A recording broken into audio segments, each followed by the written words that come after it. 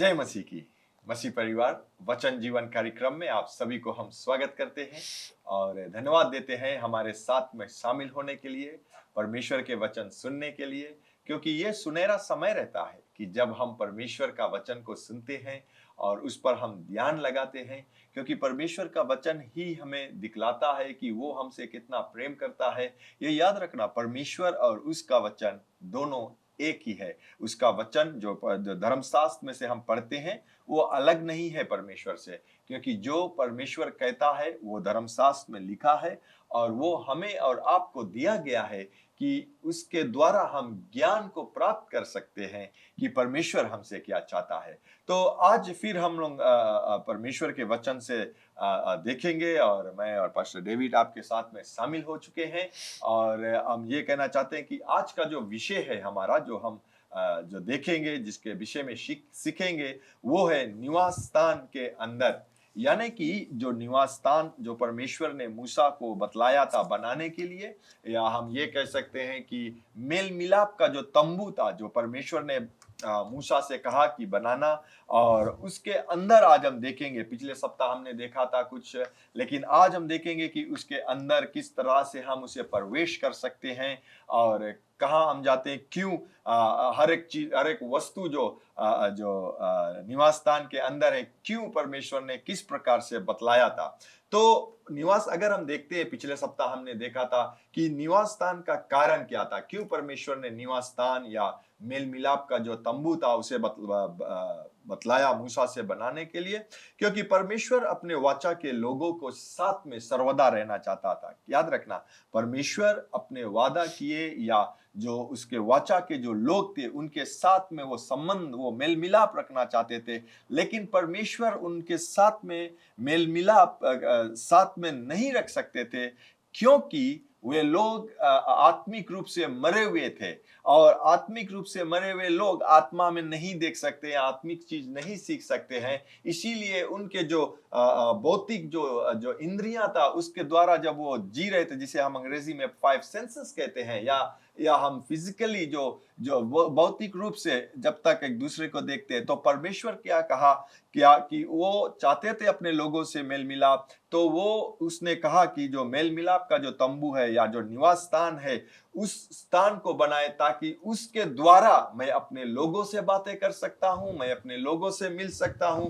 और जब तक प्रभु यीशु मसीह ना आए, याद रखना, जो निवास स्थान जो बनाया गया था, वो हम ये कह सकते हैं कि हर एक वस्तु या जो उसके बनाने का जो तरीका था, जिस तरह का से इस्तेमाल करना था, वो सब कुछ प्रभु यीशु मसीह की तरफ दिखलाता था कि प्रभु यीशु मसीह किस प्रकार से आने वाले दिनों में आएगा और वो मनुष्य का जो पाप है अपने ऊपर लेकर परमेश्वर से मेल मिलाप कराएगा मनुष्यता को। तो यहाँ पर हम देखते हैं कि परमेश्वर हर एक चीज को बनाया वो यीशु मसीह को दिखलाने के लिए, या हम ये कह सकते हैं ये एक सब जो था, या मेल मिलाप का जो तंबू था, निवास स्थान था, वो सब एक परछाई की तरह था जो आने वाले दिनों में आएगा। या हम ये कह सकते हैं कि वो उसी तरह स्वर्ग में बनाया गया है, वहां पर है। तो पहले हम लोग चलो देखते हैं जो तंबू का अंदर, या तंबू का जो मेल निवास स्थान है, उसका अंदर जाने के लिए किसी भी घर का अंदर या किसी भी स्थान में जाने के लिए वहां पर एक गेट रहता है, या एक दरवाजा रहता है, या एक फाटक रहता है। तो पहला जो हम देखेंगे वो है फाटक, जो देखेंगे। पादरी, अगर आप पढ़ दे तो मैं उसके विषय में बतलाऊंगा। एक्सोडस 27 16 से 19 ले, अगर आप पढ़ दे। एक्सोडस 27 16 से 19 ले।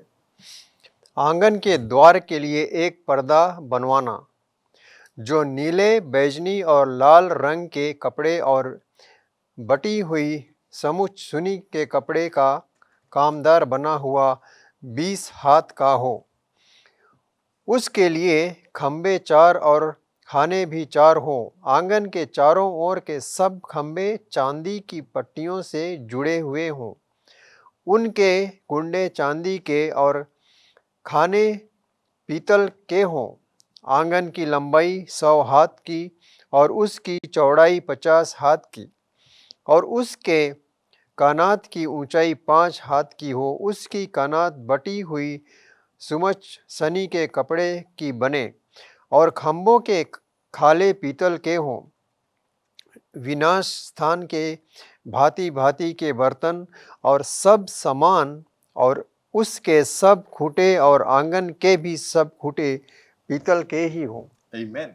तो आप ये सुन रहे थे कि परमेश्वर किस प्रकार से मूसा से कहा कि जब आप उस मेल मिलाप का तंबू या निवास स्थान को बनाना, कितना चीज किस प्रकार से, कितना ऊंचाई, कितना लंबाई, कितना गहराई वो होना चाहिए। और ये भी याद रखना कि ये जो तंबू था ये परमानेंटली एक जगह पे नहीं था या परमानेंटली उसे वहां नहीं बना दिया गया था। उसे इस तरह से बनाया गया था कि जब जो बादल जो थे, जो आकाश का जो बादल थे, जो उन लोगों को ये बतलाते थे कि जब ये बादल कसकेगा, यानी कि परमेश्वर का जो उपस्थिति है वो कसकता है, तो उन लोगों को वो तंबू को वहां से निकाल कर उसके साथ साथ चलना था, फिर दूसरे स्थान पर जहां पर जो बादल है वो रुकेगा वहां पर बनाना था। तो हम देखते हैं कि ये तंबू जब बनाया गया, परमेश्वर ने बतलाया, तो पहला चीज हम ये जान ले कि हमने परमेश्वर को नहीं खोजी किया है, लेकिन परमेश्वर ने हमें खोज निकाला है और परमेश्वर ने हमें ढूंढा है और परमेश्वर ने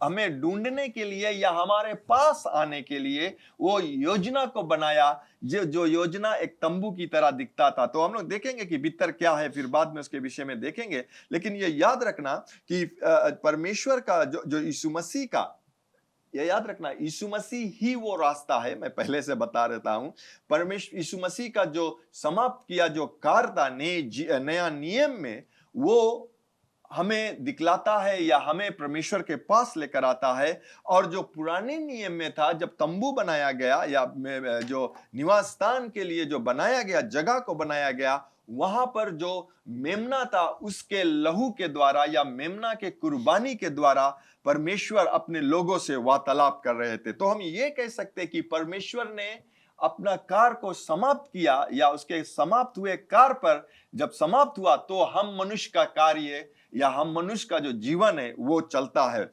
और ये दिखलाता है, याद रखना, ये जो तंबू था उसमें जो मैंने कहा कि जो पहला चीज दिखलाया गया कि वहां पर एक फाटक था या एक दरवाजा था, वो दरवाजा दिखलाता है प्रभु यीशु मसीह के विषय में। प्रभु यीशु मसीह ने यूहन्ना के किताब में कहा, जॉन 14:6 में कहता है कि यीशु ने उससे कहा, मार्ग और सत्य और जीवन मैं ही हूं, बिना मेरे द्वारा कोई पिता के पास नहीं जा सकता है या पिता के पास नहीं आ सकता है। यानी कि ये तंबू जो था, परमेश्वर ने जो बतलाया, उस तंबू में सिर्फ एक ही दरवाजा था, एक ही फाटक था। और यीशु कहता है कि सिर्फ एक ही फाटक है और वो है मैं, जो पिता से मिलने के लिए या पिता के पास, या हम ये कह सकते हैं कि क्षमा पाने के लिए, मनुष्य को क्षमा पाने के लिए सिर्फ एक ही रास्ता है और वो है प्रभु यीशु मसीह। फिर उसने जॉन यूहन्ना के किताब में 10 और 7 से 9 तक कहता है, तब यीशु ने उनसे फिर कहा, मैं तुमसे सच सच कहता हूं, सुनना इस बातों को, कि मेरे भेड़ों का द्वार मैं हूं। यानी कि मेरे भेड़ के द्वार, जो भेड़ जो हम लोगों को कहता है, उसका द्वार मैं हूं। यीशु कहता है कि भेड़ का द्वार सिर्फ मैं हूं। जितने मुझसे पहले आए वे सब चोर और डाकू है, परंतु भेड़ों ने उनकी नहीं सुनी। द्वार मैं हूं। यीशु कहता है कि द्वार मैं हूं, यदि कोई मुझे मेरे द्वारा भीतर प्रवेश करे तो उद्धार पाएगा और भीतर से बाहर अंदर आ जा सकता है। ये याद रखना कि ये चीज याद रखना कि यीशु ही दरवाजा है। और एक चीज को याद करना है कि जब आदम ने पाप किया था, प्यारे लोग, परमेश्वर ने आदम को आदम के वाटिका में से बाहर निकाल दिया था। लेकिन हम ये देखते हैं कि यीशु मसीह के द्वारा फिर हम आदम के वाटिका में अंदर आ सकते हैं। आगे बढ़ने से पहले मैं सिर्फ 2 या 4 कहूंगा, फिर पादरी बतलाएगा उसके आगे जाकर। और जैसे हम देखते हैं कि जो तंबू बनाया गया था उसमें नीले रंग का जो कपड़ा इस्तेमाल किया गया था, वो दिखलाता है स्वर्गीय। यानी कि हम जब स्वर्ग की ओर देखते हैं, नीले दिखलाता है और परमेश्वर की उपचार दिखलाता है, उसका शक्ति, उसका शांति का विषय में बतलाता है। जो जो बैगनी जो रंग होता है वो राज करता है या रॉयल्टी के विषय में बतलाता है, परमेश्वरी या अच्छा अधिकार या उत्तम अधिकार लेता है। और ये भी कहता है कि उसका जो ज्ञान दिखलाता है कि कितना ज्ञान है। और फिर हम देखते हैं जो लाल रंग है, लाल रंग में क्या दिखता है? लहू का रंग है, और वो बतलाता है कि यीशु मसीह के लहू के द्वारा हम बचे हुए हैं। फिर वहां पर जो कपड़ा इस्तेमाल करता है, जो सन का जो वस्त्र जो कहता है, उस वो दिखलाता है पवित्रता और प्रकाश हमें दिखलाता है। तो हर एक चीज जो परमेश्वर ने इस्तेमाल किया अपने तंबू में, प्यारे लोग, वो हर एक वस्तु दिखलाता है प्रभु यीशु मसीह के विषय में कि वो उसके पास सामर्थ्य है, उसके पास पवित्रता है, उसके लहू के द्वारा हम बच सकते हैं और वो हमें मदद कर सकता है। तो आगे बढ़ते हुए हम लोग देखेंगे, जो पादरी हम लोग को दिखलाएगा कि जो निवास स्थान का जो साधन जो था, उसका अंदर जो साधन था, या अंग्रेजी में कहते हैं जो फर्नीचर्स जितना था, उसमें सामान जो था। पादरी साहब, सही है पादरी, से हम आगे बढ़ते हैं इस विषय में और बातें करते हैं। तंबू का जो फर्नीचर है, ये अगर हम इसे पढ़े तो एक्सोडस 26:6 में कुछ ऐसा है पादरी की 26 फिर बबुल की लकड़ी के बेड़े बनवाना, अर्थात निवास के एक ओर के खतकों के लिए 5। तो जैसे हम इसके विषय में बातें करते हैं, जो ये तंबू का जो स्थापना हुआ है, जैसा कि हमने उल्लेख किया है, जैसे आपने कहा, जैसे मूसा का जो निर्देशन देने के लिए परमेश्वर ने संदूक को बनवाया, तो उस शुरुआत में कुछ इस तरह का था। और जैसे आपने कहा कि उनके कपड़े लाल रंग या कितने भी सही थे। तो आगे बढ़ने से पहले पादरी, हम ये विषय में बातें करेंगे कि जो ये तंबू का जो फर्नीचर है, वो किस तरह से बनाया गया, उसको बनाने के लिए किस तरह की चीज़ें इस्तेमाल की गई। जैसे हम इसके बारे में पढ़ते हैं तो ये बहुत ही हमें एक उचित लगता है कि जो लकड़ियां यहाँ यूज़ करी गई, जो पटरे जिसे हम बनाते हैं फर्नीचर, वो बबुल, शायद हम कहते हैं बबुल, लेकिन बहुत से ऐसे हैं जो शायद कुछ सुना भी नहीं होगा कि ये बबुल जो ये पेड़ है वो क्या है, या किसी चीज़ का नाम है या किसी पेड़ का नाम है। तो हमने भी मिलकर खोजा कि ये बबुल का अर्थ क्या है। तो ये जो बबुल जो फर्नीचर है जिसे बनाया गया था टेबरनेकल के लिए, वो बबुल ऐसा एक पेड़ जो उसका लकड़ी है वो कभी सड़ता नहीं। सही है। और हर एक समय, जो चाहे वर्षे का समय हो या किसी भी तरह का, उस लकड़ी पर किसी भी तरह का असर नहीं पड़ता। और जैसे हमने इसे पिक्चर में भी देखा कि जब उसे वे लोग इस्तेमाल करते हैं तो किस तरह से उसको वे शाइन करते हैं, फिर उस पर किस तरह से वो रंग लाते हैं, तो वो बहुत ही देखने में बहुत ही सुनहरा लगता है। और कई तरह की डिज़ाइन भी उसमें हम देखते हैं। तो ये बबुल का जो लकड़ियाँ ऐसे यहाँ पर यूज़ किया गया, जिसे हम अकासिया कहते हैं। अगर हम अंग्रेज़ी बाइबल में पढ़ें तो हमें ये सही लिखा लगेगा कि ये अकासिया जो पेड़ है, हमने भी हम दोनों ने मिलकर इसे एक समय खोजा था कि ये पेड़ कैसा है। तो ये बहुत ही उचित तरह का पेड़ हम कह सकते हैं कि अगर कोई भी सुनने वाला भाई बहन है तो अगर उसके बारे में और जानना चाहे तो गहराई से ये खोज सकता है कि क्यों उस समय ये खास लकड़ी जो इस्तेमाल किया गया था, जो ये फर्नीचर बनाने के लिए, परमेश्वर के लिए। तो यह मसीह द्वारा चलाए गए मार्ग की विशेषता है। मनुष्य परमेश्वर के पास नहीं जा सकता, परमेश्वर को मनुष्य के पास आना चाहिए। मसीह महिमा से पृथ्वी पर आया, फिर क्रूस पर जहां वह आत्मिक रूप से मृतिक व्यक्ति से मिला। ये हम तो सब जानते हैं कि किस तरह यीशु मसीह जब आया धरती पर, फिर वो शुरुआत से उसने जब अपना जो ये कार्य था शुरू किया, किस तरह से वो अपना कार्य उस दिन तक किया जब तक उसे क्रूस पर नहीं चढ़ाया गया। और जब क्रूस पर उसे चढ़ाया गया तो ये भी, अगर हम विश्वासी हैं तो ये कोई कठिनाई का नहीं पड़ेगी हम पर विश्वास करने के लिए कि मसीह क्यों क्रूस पर चढ़ाया गया और उसे क्रूस पर जाने के लिए हमें क्या मिला। तो और ये है कि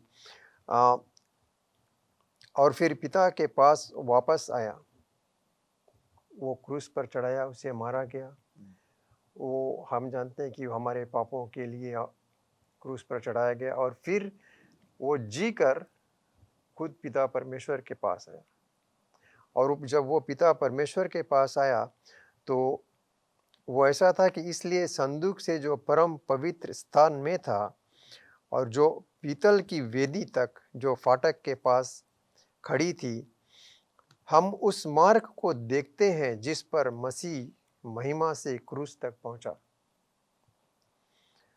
जहां उसने आत्मिक रूप से मरे हुए व्यक्ति के साथ अपनी पहचान बनाई और फिर वापस लौट आया।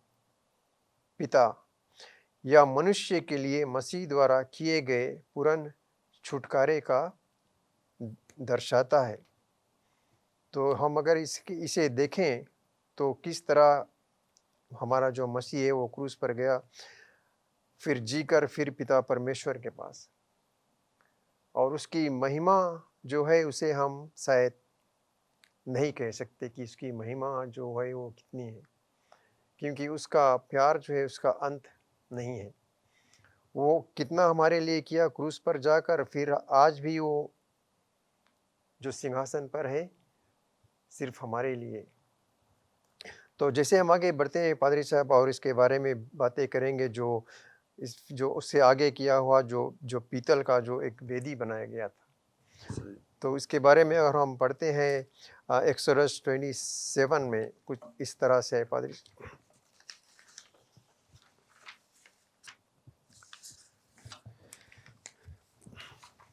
फिर वे वेदी को बबूल की लकड़ी की 5 हाथ लंबी और 5 हाथ चौड़ी बनवाना। वेदी चौकोर हो और उसकी ऊंचाई 3 हाथ की हो और उसके चारों कोनों पर 4 सींग बनवाना। वे उस समेत एक ही टुकड़े के हों और उसे पीतल से मढ़वाना और उसकी राख उठाने के पात्र और फावड़ियाँ और कटोरे और कांटे और अंगुड़ियाँ बनवाना। उसका कुल सामान पीतल का बनवाना।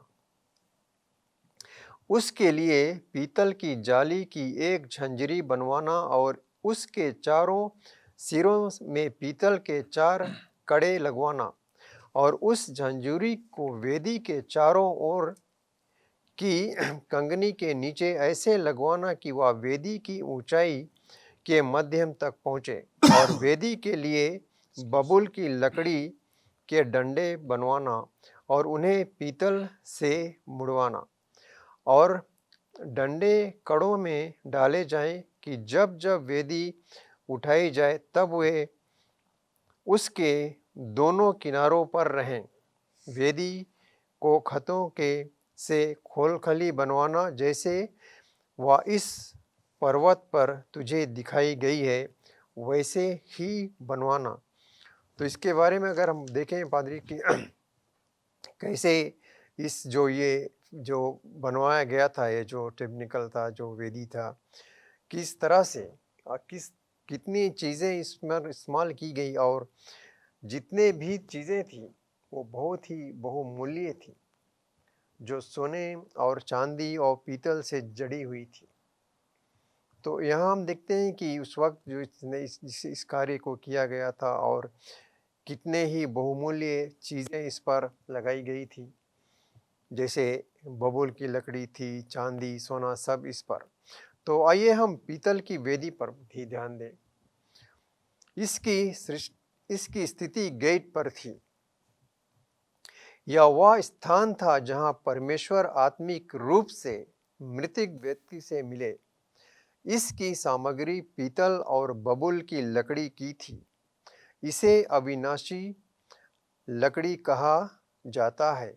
यह प्रभु यीशु मसीह की बात करता है, जो कोई पाप नहीं करता है। यह लकड़ी पीतल से ढकी हुई थी। दीपाथर, धूप की वेदी, भेंट की रोटी की मेज और संदूक सोने के बने थे, परंतु वेदी नहीं थी। पीतल ने पाप की बात कही। यह क्रूस की वेदी पर था कि जो पाप मनुष्य का था वह मसीह पर गिरा। क्रूस पर मसीह को परमेश्वर ने त्याग दिया। बेजवल वेदी क्रूस पर मनुष्य के साथ मसीह की पहचान को दर्शाता है। परमेश्वर दया के सिंहासन से, जो कि सिंहासन था, वेदी पर आया, जहां वह उस दोषी इजरायली से मिला जिसने परमेश्वर की आज्ञा का पालन करते हुए वेदी पर शीघ्र बलिदान किया। तो इसे हम अगर पादरी इसके बारे में और कहें और सही रूप से विचार करें तो यहाँ पर भी हम देखते हैं कि जैसे यीशु को जब मरा, फिर उसे जीवित होने पर और संदूक की बने हुए वेदी पर कितने ही कार्य किए गए, और फिर पीतल ने पाप की बात कही, और फिर यह क्रूस पर की वेदी की बात, जैसे फिर हम कह सकते हैं कि मसीह को क्रूस पर चढ़ाया गया, पर मसीह को परमेश्वर ने त्याग दिया। फिर परमेश्वर की दया थी अपने उस इकलौते पुत्र पर, क्योंकि परमेश्वर जानता था कि वो क्या करने वाला है और क्या इसका अंत क्या होगा। तो अगर हम इसे अपने हृदय में रखकर और सही रूप से अगर हम इसे अपने विषय में बातें करें और सही रूप से सीखें कि पवित्र शास्त्र जो ये कहती है, ये निर्गमन की पुस्तक है, जो पीतल की वेदी हम कहते हैं, और जो ये टेक्निकल की बातें करते हैं, और ब्राजन लीवा जो कहते हैं, हमें ये सीखना बहुत ज़रूरी है पादरी कि इन विषय पर हम अगर मान लिया जाए कि किसी ने हमसे कुछ पूछा कि ये सब के बारे में किसी भी एक छोटी सी बात अगर हम कह सकें इसके बारे में, तो हमें याद रहना चाहिए कि हम यहाँ पर या सीखे थे या किसी ने हमें बताया था, या हम खुद ही पवित्र शास्त्र के द्वारा इसके बारे में और बातें करें हैं। सही है पादरी, जैसे आपने कहा कि जो पीतल का वेदी बनाया गया था, और वो वेदी जो था वो जो दरवाजा था, या जो हम कह सकते हैं जो गेट था, जिसके द्वारा जो लोग अंदर आ सकते थे, उसके सामने ही था। क्योंकि जो पीतल से जो बनाया जाता था, वो पाप का जो दिखलाता है कि वो पाप है ना, जो पाप से उसे तुलना करा पाप जाता से है, भरा या गया था। प्रतियोग करता है कि वो पाप है। तो इसीलिए पीतल को बनाया गया, और पीतल का जो वेदी था वहां पर ले जाकर जो सेक्रीफाइस है उसके ऊपर, उसका जो कुर्बानी है वहां पर चढ़ाया जाते थे। तो हम देखते हैं कि वो दिखलाता है हमें कि किस प्रकार से लोग अंदर आते हैं, और उस स्थान पर कहता है कि परमेश्वर वहां आकर लोगों से मिलता है, कहा, ताकि वो क्षमा कर सके। फिर जब हम देखते हैं कि पीतल की जो वेदी है पादरी साहब, उसके बाद में जो था वो पीतल का कटोरा था, यानी कि वो पीतल से बनाया गया कटोरा जिसमें पानी रखा जाता था, और वो भी पाप के विषय में ही कहता है, क्योंकि वो पीतल से बनाया गया था। तो क्यों पाप के विषय में कहता है? क्योंकि वो पानी से वो जो चढ़ाने वाले जो सेक्रीफाइस था, उसे धोया जाता था, और फिर उसी पानी से जो जो याजक लोग जो थे, जब वो पवित्र स्थान पर जाते थे, और उसके जहां सिंदूक रखाया जाता वहां जाते थे, तो इस पानी को इस्तेमाल कर कर वो अपने आप को साफ करते थे पादरी। तो क्या होता है कि वो दिखलाता है कि हमें हर एक दिन, अगर हम देखते हैं कि पानी अगर बोला जाए, तो परमेश्वर का वचन पानी की तरह हमें साफ करता है। तो यह बहुत जरूरी रहता है कि हम मनुष्य को परमेश्वर के वचन से हर एक दिन अपने आप को साफ करना है, पादरी साहब, हर एक दिन। और फिर हम लोग देखते हैं कि जब प्रभु यीशु मसीह को हम लोग अपनाते हैं तो उसका दूसरा कदम रहता है कि हमें जो बपतिस्मा लेना है। हम क्या करते हैं, अपने शरीर को लेकर जाते हैं, पानी के नीचे डुबाते हैं और ये कहते हैं कि प्रभु यीशु मसीह के साथ में मरा, प्रभु यीशु मसीह के साथ में गाड़ा गया और प्रभु यीशु मसीह के साथ में फिर जी उठा। यानी कि जो हमारा जो पाप था, जो मैला, जो गंदगी था, उस गंदगी को हमसे दूर किया गया। जिस प्रकार से जब याजक लोग जब अंदर जाते थे, वो उन लोगों को अपना पैर, अपने हाथ को धोना पड़ता था, पैर को धोना पड़ता था, क्योंकि उसमें धूल लगा हुआ था। और पृथ्वी दिखलाते हैं ये कि जो पृथ्वी है वो शरापित है पृथ्वी। तो उस शरापित पृथ्वी जो जो धूल है उसके पैरों में लगा है, उसे धोकर साफ करना है ताकि उसके पैर साफ हो सके और फिर वहां से वो अंदर जा सके। ठीक है, तो इसीलिए जो उसके जो पीतल का जो बेदी था, उसके बाद में जो पीतल का कटोरा था। फिर पादरी साहब अगर हम लोग देखें, अगर अंदर जाते हैं तो वो रोटियां का जो मेज था। सही है पादरी, जो इसे हम कहते हैं अंग्रेजी में अगर हम कहें तो जो जो the table of show bread, दिखावे की रोटी की मेज। और अगर हम इसे पढ़ें निर्गम एक्सोडस 25 में सही रूप से हमें दिखलाएगा कि ये किस तरह का है। एक्सोडस 25:23, फिर बबूल की लकड़ी की एक मेज बनवाना, उसकी लंबाई 2 हाथ, चौड़ाई 1 हाथ और ऊंचाई 1.5 हाथ की हो। उसे चौके सोने से मुड़वाना और उसके चारों ओर सोने की एक बाड़ बनवाना और उसके चारों ओर 4 अंगुल चौड़ी एक पटरी बनवाना और इस पटरी के चारों ओर सोने की एक बाड़ बनवाना और सोने के 4 बड़े बनवाकर मेस के उन चारों कोनों में लगवाना जो उसके चारों पांव होंगे, वे कड़े पटरी के पास ही हों और डंडों के घरों के काम दें कि मेज उन्हीं के बल उठाई जाए।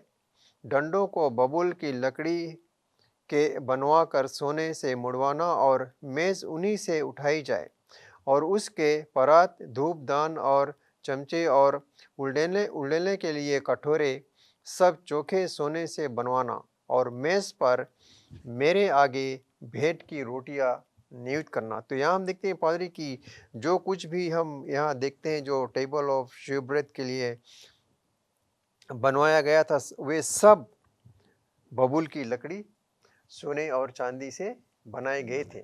और जो उठाने वाले चीज़ थे, जो जो डंडे उस पर लगाए गए थे, जो लोग पकड़ के उठाते थे, वो भी जो उस बबूल की लकड़ी थे उस पर भी उन्होंने सोने से जड़ दिया था। तो यहाँ हम कह सकते हैं कि वो कितना महान जो वो बनाए थे, जो उठाने के लिए रोटी, जो शोब्रेड कहते हैं, हर एक सोने चांदी से वो डरता था। जैसे पवित्र स्थान में भेंट की रोटी की मेज और 12 रोटियां थी। एक रोटी हमारे प्रभु यीशु मसीह के शरीर का प्रतीक है।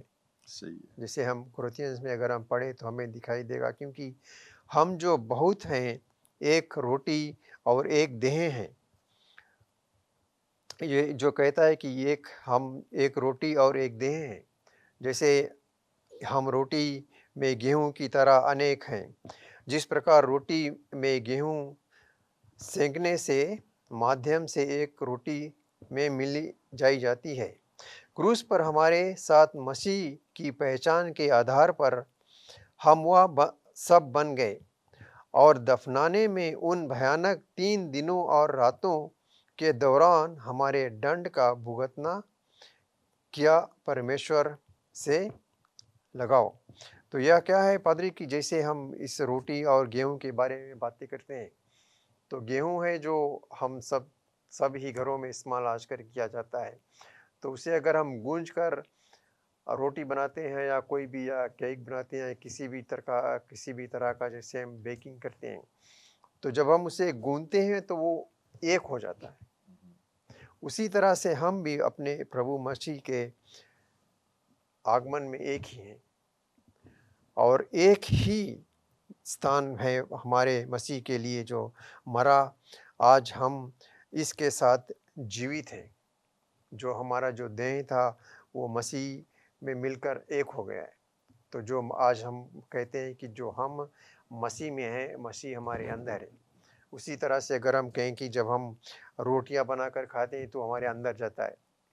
तो अगर हम इसे अच्छी तरह से गौर करें तो इसमें हम और भी कह सकते हैं कि जैसे हम सब ने कहा आटा को गूंदने से रोटी बनती है, वैसे ही हम यीशु में होकर इसके उसके साथ एक हैं।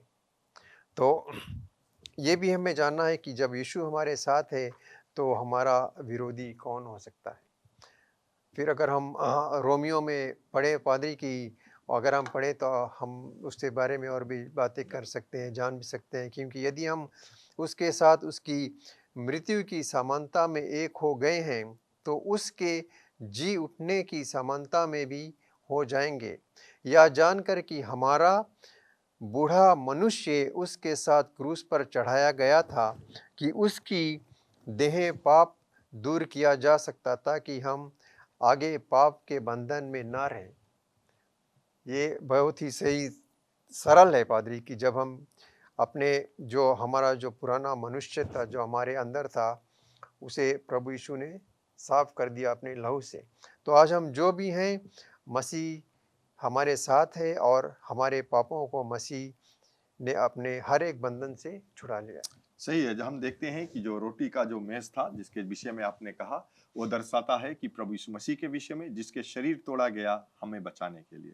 तो यहीं पर हम समाप्त करेंगे आज का जो भाग्य है, और अगले सप्ताह फिर यहीं से हम लोग शुरुआत को करेंगे और देखेंगे। और मैं ये विश्वास करता हूँ कि ज़रूर आपने बहुत से चीज़ को सीखा है, किस प्रकार से परमेश्वर ने जो अपने जो स्थान था बनाने के लिए, या जो मेल मिलाप का जो तंबू था उसे बनाने के लिए बतलाया, और वो यीशु मसीह से किस तरह से वो जुड़ता है। तो क्यों ना हम प्रार्थना करें और आज का जो सीख है उसे हम समाप्त को करें। प्रभु यीशु मसीह के नाम से मैं प्रभु आप पिता आपको धन्यवाद देना चाहता हूँ, क्योंकि आप ही ने हमें ढूंढ निकाला, हमें खोज निकाला। आपने देखा कि हम पाप में डूबे हुए थे, कोई रास्ता नहीं था, और आप चाहते थे कि जब आपने ये दर्शाया अपने चुने हुए लोगों को इजराइल के द्वारा, और उनके साथ में आपने मेल मिलाप का तंबू बनाया और उसको बतलाया कि किस तरह से, और लहू के द्वारा आप उन लोगों से मिला। तो आज प्रभु यीशु मसीह के द्वारा, उसके लहू के द्वारा हम लोगों के साथ में आप हमारे अंदर रहते हो और हमें मदद करते हो। होने दीजिए आपका जो ज्ञान है, आपका वचन के द्वारा ही हम अपने जीवन को व्यतीत करें, यीशु के पवित्र नाम से, आमीन। एक बार फिर आपको हम धन्यवाद देते हैं हमारे साथ जुड़ने के लिए। लेकिन सबसे अच्छा उपहार और आशीष जो परमेश्वर देता है वो है अनंत जीवन। वो अनंत जीवन और पाप क्षमा यीशु पर विश्वास करने से ही आता है। तो अगर आप यीशु पर विश्वास करना चाहते हो, पूरे हृदय और दिल से उसको अपना आत्मा देना चाहते हो और आज से उसके पीछे होना चाहते हो, बपतिस्मा लेना चाहते हो, कलीसिया को ज्वाइन करना चाहते हो या उसमें शामिल होना चाहते हो, वो शुरू होता है आज और अभी जब आप इस प्रार्थना को हमारे साथ करोगे। तो हमारे साथ प्रार्थना कीजिए, मन से विश्वास कीजिए और कहिए, दयावान पिता, मैं विश्वास करता हूं तेरे पुत्र यीशु पर। यीशु, तू मेरा प्रभु है। तू मुझे आज मेरे पापों से मुझे क्षमा दिला, मेरे दिल में आ, अपने आत्मा से भर। मैं विश्वास करता हूं कि तू स्वर्ग से आया, मेरे पाप के लिए मरा और तीसरे दिन जी उठा, फिर से आने वाला है। मुझे मदद कर, आत्मा से भर, विश्वास में चला, यीशु के नाम से, आमीन। अगर आपने वो प्रार्थना किया है, मेरा पूरा विश्वास है आप अगर दिल से किया है, आपके सारे पाप क्षमा हुए, आप एक नए जीवन, नए सृष्टि बने हो। तो मैं चाहता हूं अगर आप हमें संपर्क करोगे, हम लोग आपको मदद करना चाहते हैं ये विश्वास के कदम में या विश्वास के जीवन में चलने के लिए, और आपको उत्तेजित करते हैं, कलीसिया ढूंढिए, बाइबल को पाइए, बाइबल पढ़िए और अपने विश्वास में मजबूत बनिए और अपना जीवन यीशु के लिए जिए। धन्यवाद एक बार फिर आप हमारे साथ होने के लिए। परमेश्वर आपको बहुतायत से आशीष दे और ये हमेशा याद रखना कि यीशु मसीह ही प्रभु है। Learn more from God's Word and send us your prayer requests by visiting our website www.jclm.org, or you can like our Facebook page, Jesus Christ is Lord Ministries, to keep up with the Now Word of the Lord for the season. Follow us on Instagram, JCLM Fiji. Better still, subscribe to our YouTube channel, JCLM Fiji, to receive the latest teaching of God from the ministry.